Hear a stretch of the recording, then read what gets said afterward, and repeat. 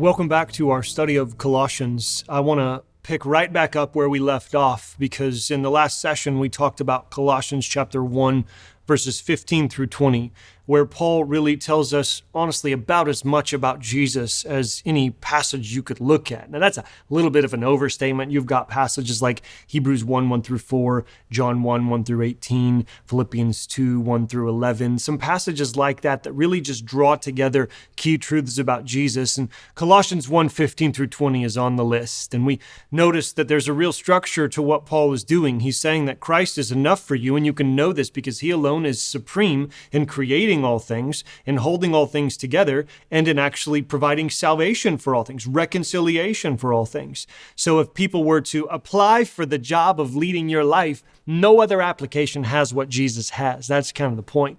And now I want to kind of we're going to look at a fairly small section of Scripture, Colossians chapter 1, verses 21 through 23. And it's just a little bit of a, not quite a tag on, but a little bit of a final statement that I think Paul, almost like an appendix to this great poem that he's provided for us. And I'm looking forward to walking through this together with you. Let me read the text to you, and then we'll say a few things about it. Once you were alienated from God and were enemies in your own minds because of your evil behavior. But now he has reconciled you by Christ's physical body through death to present you holy in his sight, without blemish and free from accusation. If you continue in your faith, established and firm, and do not move from the hope held out in the gospel. This is the gospel that you heard and that has been proclaimed to every creature under heaven, and of which I, Paul, have become a servant. Now, that's a small section of Scripture, and where it is dense and jam-packed, it's not quite as loaded as some of the other larger sections that we're going to try to tackle in the same basic amount of space and time. So why give this one a lot of direct attention? I'd say two reasons. One, because what's in there really, really matters. And we're going to talk it through on its own terms and just pay attention to what Paul felt the need to reinforce. That's probably the proper way to see this little addendum here. And the second reason I actually want to spend a little bit more time on this text is because it raises two really interesting and important theological issues for us. Now, they're very different from one another, but they're both very important for us to think through. So normally my goal in these is really just to talk through the text and to let it speak for itself. And any number of theological traditions, I think, would agree with 95% of what's said because I'm just trying to listen to the text and present its basic truths. Today, we're going to talk about a couple of things that different folks disagree on in certain respects. And so you can do with that as is appropriate as you're trying to study along Colossians together or potentially in a group.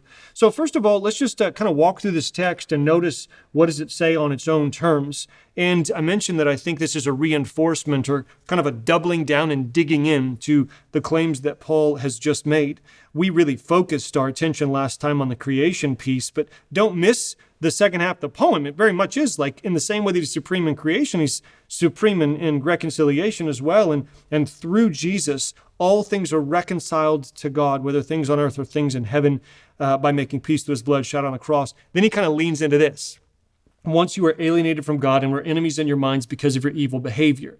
Now, I want you to notice again, remember if you maybe think back to the first session, my picture of the gospel, which hopefully is as helpful to you as it is to me, is an understanding that the gospel actually approaches us on many different levels. And so you have God, who is, of course, at the top, and he has created us to engage in this life-giving relationship where we receive life from him and we worship. And this is not an individual thing, but we do this with others who are also a part of the created order. We were created for a community, and we together oversee creation. We cultivate its fruitfulness, and then therefore we experience peace with ourselves. This is shalom. This is how life is supposed to be. But sin comes in and ruins all of that. It breaks down this relationship. And then as a result of breaking down this, it breaks down the whole thing. So again, harmony is replaced with blame, peace is replaced with shame, and hard work is replaced with toilsome labor, and the ground fights back against us. And this is what the Bible tells us about the nature of the world we live in. And I think what Paul is saying here is, like all things are reconciled. That's the big picture that he covered in verses 18, 19, and 20. And now he wants to double down and make sure that you understand that this relationship right here is the centerpiece of this. So the issue was you were alienated from God. This broke down. And then you became enemies in your minds through your evil behavior. So your thinking has a part to do with this and your doing has a part to do with this. But now, those are two of Paul's very favorite words. But now, He has reconciled you by Christ's physical body. This is how it happens. Christ became a human and died and in a body on our behalf, and he died to present us holy in God's sight without blemish and free from accusation, so that we could be the kind of people who, at the end of the day, you can throw arrows at us, but they're not going to stick because Jesus has actually died for us. And then he goes on, if you continue in your faith. And that right there is maybe the biggest word in this passage, if. That's where I want to camp out with you. If you continue in your faith. So I think what Paul is saying is, listen, all of this can be yours. All of this can be true of and for you if you continue in your faith.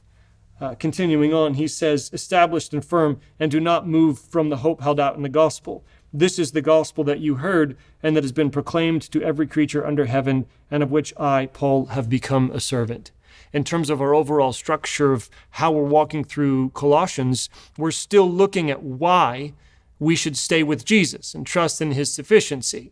We've seen so far that we should stay with him because of what God has already done and is doing in us. That was chapter 1, verses 1 through 14. We should stay with him because Christ is supreme.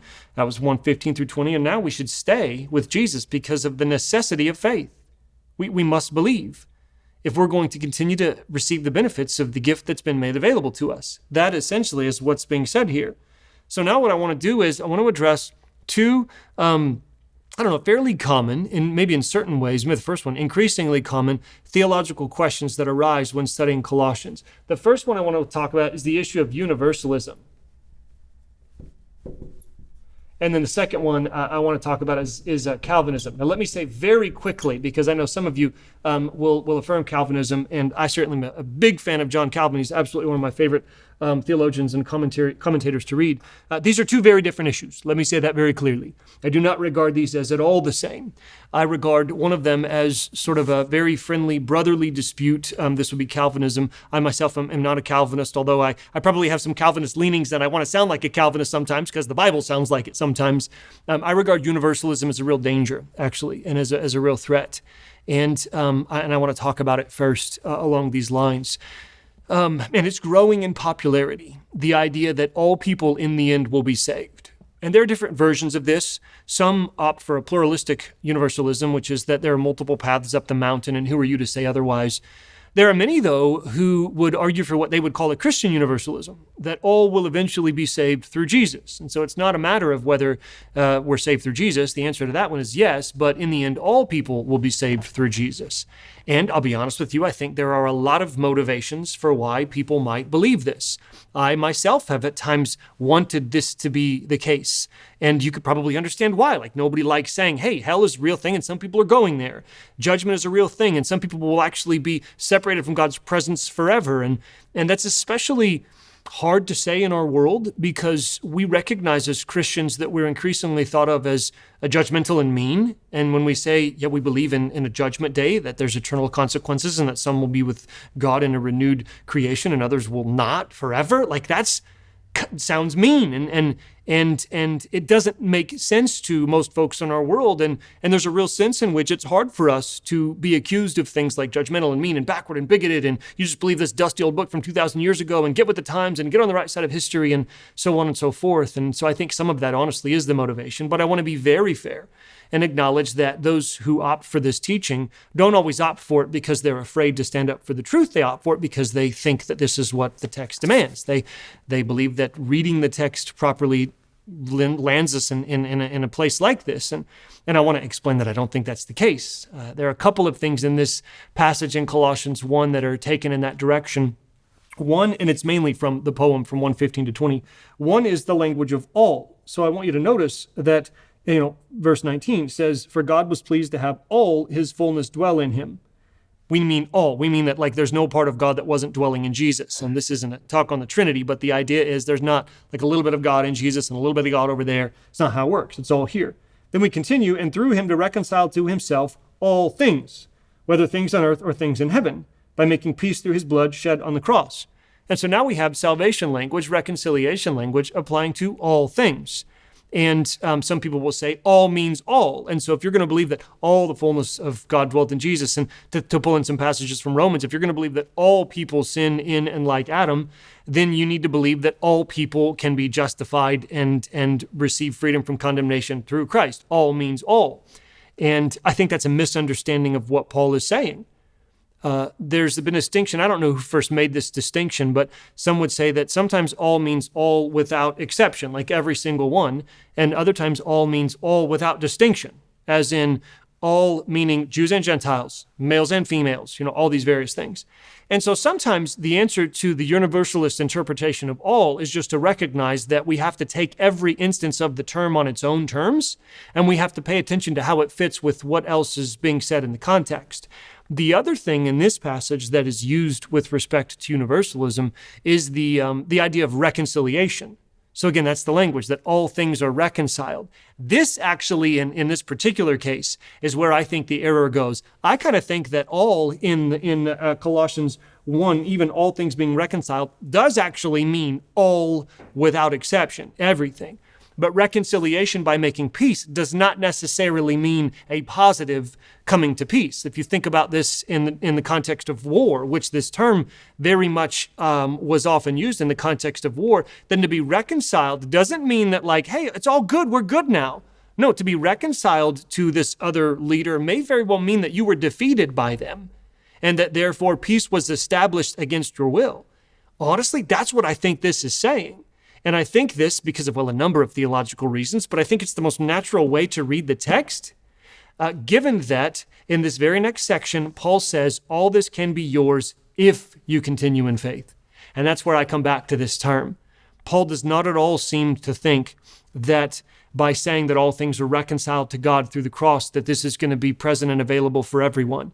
No. It's available for everyone, but it's not going to be accessed by everyone. It's going to be accessed by those who have faith and who continue in faith. That seems to me to be the clear way to understand this text.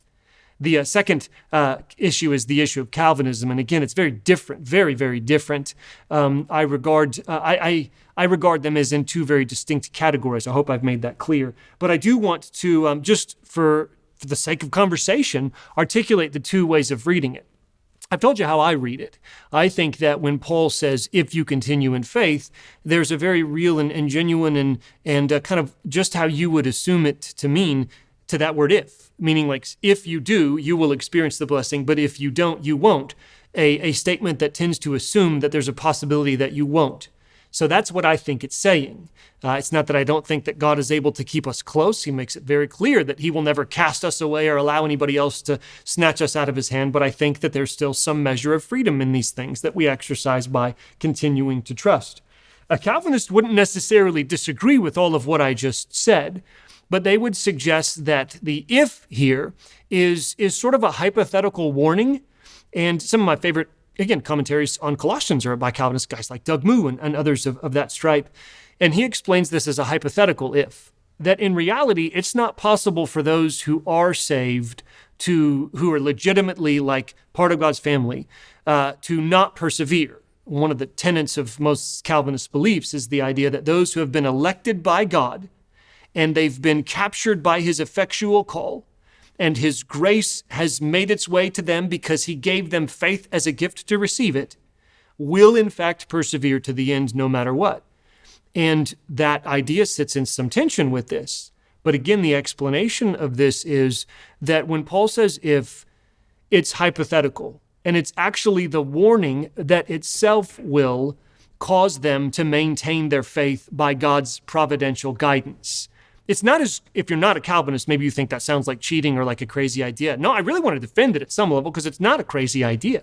It's kind of like what we might do with our kids, if we're, and I don't know that this is good parenting, but sometimes we do it. You're traveling across the country and the kids are being bad and you say to them, hey, if you guys don't knock it off, you're going to get out and walk. It's like 200 miles from where we're going, And what we don't mean is that that's actually going to happen, but we're communicating that to make the point that there will be some consequence and it won't be fun for you.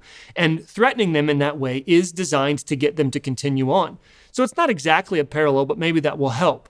I find that, honestly, as much as I respect it and those who say it, I find it not to be a very adequate explanation of this passage. I think that if we allow this passage to speak on its own terms, it's indeed calling for us to exercise a faith that is not necessarily guaranteed, even if we're in Christ. So this has gotten a little bit heady, and I'm okay with that sometimes. Let's remind ourselves of some things. Let's remind ourselves that what Paul wants to do here is to drive home and dig in and reinforce what he has just said about Jesus, that Jesus alone is the one who provides salvation, reconciliation, starting with overcoming the alienation, our relationship with God, and then extending out to the rest ultimately of all creation. That is really what Paul wants to drive home, and he wants to suggest that this is available to you if you continue to trust in the sufficiency of Christ. If you don't start messing with faith by allowing something else to come in alongside Jesus or in competition with Jesus. If you do that, then you are no longer submitted to the lordship of Christ. And so Paul's very clear here that that's what's going on. And maybe it would be good to end with this. Not so much the Universalists, but where I would agree with the Calvinists and where the Calvinists would agree with me is that what Paul is saying in this passage is that Christ has made everything available for you in terms of the salvation that's offered. And that what we are called to is to continue in faith, to continue trusting, to continue believing, to continue taking Christ at his word, which means acknowledging and accepting the gift that's been offered on our behalf and actually entrusting him with our lives. So as we continue to lay out Paul's reasons for staying with Jesus, so far we've seen that we should stay with Jesus out of a memory, out of remembering all that God has done and is doing and will do in us, out of the supremacy of Christ. And then here in this case, we stay with Jesus because ongoing faith is necessary to receive the benefits that he offers.